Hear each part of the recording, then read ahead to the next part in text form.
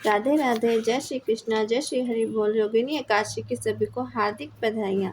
आज आपको योगिनी एकादशी की कथा सुनाने जा रही हूँ। आषाढ़ मास के कृष्ण पक्ष की इस एकादशी को भगवान नारायण की पूजा आराधना की जाती है। श्री नारायण भगवान विष्णु का ही एक नाम है, अतः अन्य एकादशियों के समान ही भगवान विष्णु अथवा उनके लक्ष्मी नारायण रूप की पूजा आराधना करें और दान आदि की क्रियाएं पूर्ण करें। इस एकादशी का व्रत करने से संपूर्ण पापों का क्षय होता है और पीपल का पेड़ काटने जैसे पाप तक से मुक्ति मिल जाती है। किसी के दिए हुए शाप तक का निवारण हो जाता है। योगिनी एकादशी का व्रत करने से इस व्रत को करने वाला इस लोक में सभी सुखों को भोग कर अंत में मोक्ष को प्राप्त कर हरिचरणों में निवास प्राप्त करता है, ऐसा शास्त्रों का कथन है। धर्मराज युधिष्ठिर ने भगवान श्री कृष्ण से कहा, हे माधव, अब आप कृपा करके मुझे आषाढ़ मास की कृष्ण पक्ष की एकादशी के महामत्य विधा विधान आदि को इसके नाम सहित बतलाइए। इसे आगामी पीढ़ियां इस एकादशी के बारे में साथ सम्मत जानकारियां प्राप्त कर सकी। राधे राधे। भक्त वत्सल भगवान श्री कृष्ण बोले, हे राजन, आषाढ़ मास की कृष्ण पक्ष की एकादशी का नाम योगिनी एकादशी है। समस्त पापों को क्षय करने वाला और इस लोक में सभी सुख और अंत में मोक्षदायक है। इस एकादशी का व्रत योगिनी एकादशी का व्रत करने से देवताओं के लिए गए प्राप्त तक से मुक्ति प्राप्त हो जाती है। पुराणों में वर्णित एक कथा मैं आपको सुनाता हूँ, आप इसे ध्यान पूर्वक सुनिए। स्वर्गलोक में इंद्रलोक की अलकापुरी नामक अत्यंत भव्य और रमणीय नगरी है। इसमें यक्षों का राज्य कुबेर एक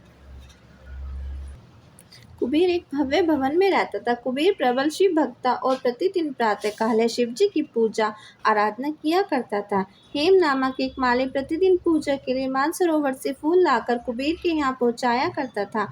हेम माली की पत्नी का नाम विशालाक्षी था। अप्सराओं के समान सुंदर, अत्यंत गुणवती और महान पतिव्रता थी। हेम माली की पत्नी विषम लाक्षी। हेम माली अर्धरात्रि में फूल लेने मानसरोवर जाता और सुबह वहां से फूल लाकर राजा कुबेर के यहाँ पहुँचाता था।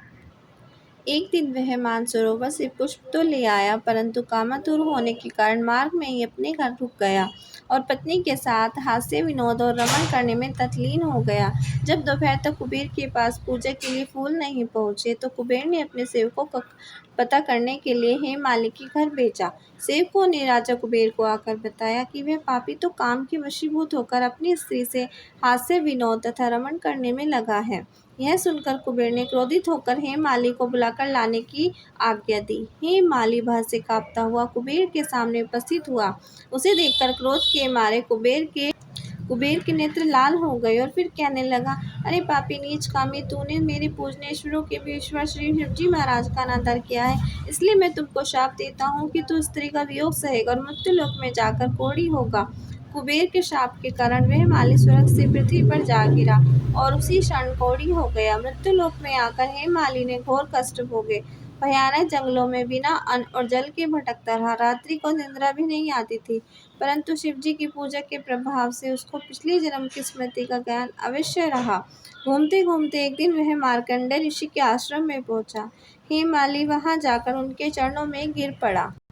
उसको देखकर मार्कंडेय ऋषि बोले, तुमने कौन से ऐसे पाप किए हैं जिससे तू कोढ़ी होकर महान दुख भोग रहा है।